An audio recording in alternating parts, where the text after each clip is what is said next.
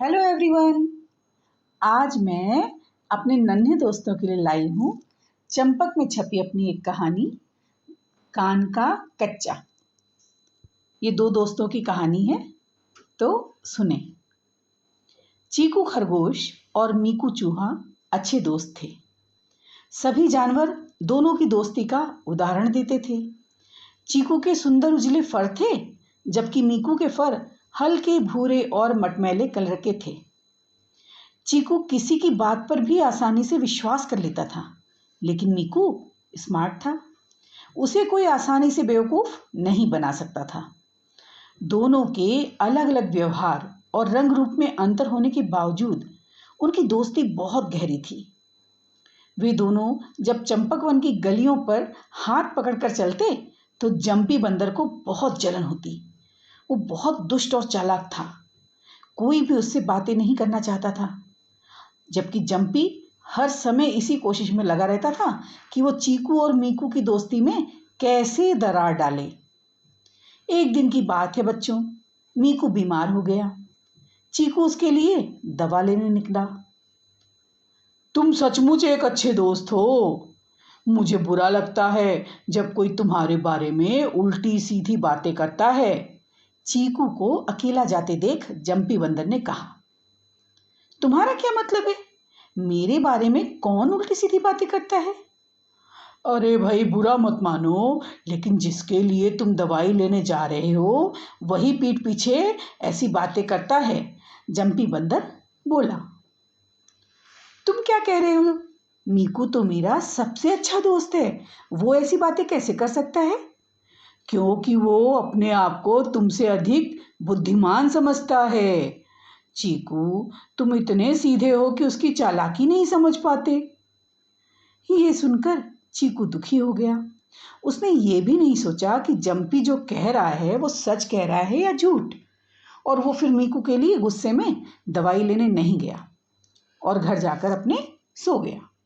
इधर मीकू बेचारा आधी रात तक चीकू का इंतजार करता रहा और फिर बिना दवा लिए ही बेचारा सो गया। दूसरे दिन सुबह टीटू तितली मीकू के लिए दवा लेकर के आई। दवा खाकर मीकू को थोड़ी राहत महसूस हुई, लेकिन वो चीकू के लिए अभी भी चिंतित था, क्योंकि पिछले शाम से ही चीकू गायब था। मीकू चीकू को ढूंढने की सोच ही रहा था कि तभी दरवाजे को किसी ने खटखटाया।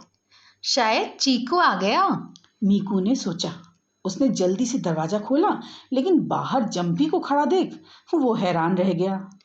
ओह तुम। मीकू ने चीकू को नहीं देख निराशा भरे स्वर में कहा। तुम क्या कर रहे हो मीकू? अब तुम्हारी तबीयत कैसी है? जंपी ने अपनी आवाज में खूब सारी मिठास घोल करके उससे पूछा। मैं तो बिल्कुल ठीक हूँ, लेकिन मुझे चीकू के लिए चिंता हो रही है। कल वो मेरी दवा लेने गया था, लेकिन वह वापस ही नहीं आया। ओह, इसका मतलब चीकू ने तुम्हारे साथ धोखा कर दिया। जब तुम्हें उसकी सहायता की जरूरत थी वो तुम्हें छोड़कर चला गया।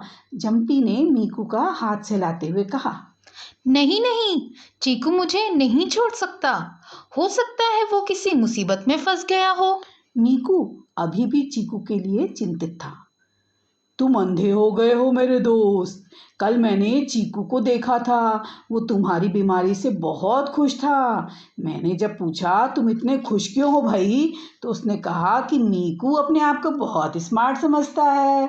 अभी कुछ दिन और बेड पर रहेगा, तब उसे मेरे महत्व का पता चलेगा। अच्छा, उसने ऐसा कहा? अब वो जो सोचता है सोचने दो। ये कहकर मीकू ने बात खत्म करनी चाहिए। मीकू की बात सुनकर जंपी तो बहुत खुश हुआ। आखिर वो उन दोनों की दोस्ती तोड़ने में कामयाब रहा था। लेकिन मीकू को अभी भी जंपी की बातों पर भरोसा नहीं था। वो अभी पूरी तरह स्वस्थ तो नहीं हुआ था, इसलिए सोच रहा था कि कुछ दिन आराम करके वो चीकू को ढूंढने फिर से निकलेगा। कुछ दिनों बाद मीकू थोड़ा ठीक हुआ तो वो चीकू से मिलने गया, लेकिन चीकू ने उसे देखकर मुंह फेर लिया। क्या बात है मेरे दोस्त, तुम मुझसे नाराज क्यों हो? मीकू ने बड़े ही प्यार से पूछा। तुम यहाँ क्यों आए हो? मैं तो बेवकूफ हूँ, तुम तो बहुत स्मार्ट हो, फिर आज मेरे पास क्यों आए हो? चीकू ने गुस्से में कहा। अब मीकू को पता चला कि जंपी ने ही चीकू के कान भी भरे हैं।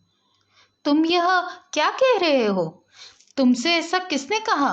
मैं तो तुम्हारे बारे में ऐसा कभी सोच भी नहीं सकता। फिर मीकू ने जंपी के द्वारा कही गई सारी बातें चीकू को बता दी। मीकू तो जंपी की होशियारी पहले ही समझ गया था। अब चीकू को भी सारी बातें पता चल गईं। उसे इस बात का भी बहुत दुख हुआ कि उसने जंपी की बातों पर यकीन किया और अपने दोस्त मीकू को परेशान किया। लेकिन अब उसने मीकू को खूब अच्छे से गले लगाया, प्यार किया और उससे वादा भी किया कि अब वो किसी की बातों में नहीं आएगा। दोनों फिर से एक दूसरे के कंधे पर हाथ रखकर बाहर घूमने निकल गए। चंपक वन में एक बार फिर से उन दोनों के ठहाकों से बाहर आ चुकी थी। तो छोटे नन्हे प्यारे दोस्तों, कैसी लगी आपको मेरी ये कहानी? अगर आपको मेरी ये कहानी पसंद आई हो तो प्लीज़ मेरे चैनल को लाइक और सब्सक्राइब कीजिए और कमेंट करके बताइए कि आप और कौन सी कहानी सुनना चाहेंगे। परियों की या जो भी आपको सुननी हो, जिस भी उसकी कहानी मैं आपके लिए लाऊंगी और आपको अच्छी अच्छी प्यारी प्यारी ढेर सारी कहानियाँ सुनाऊंगी। तो ओके दोस्तों, इस बार इतना ही। Bye bye. Thank you so much.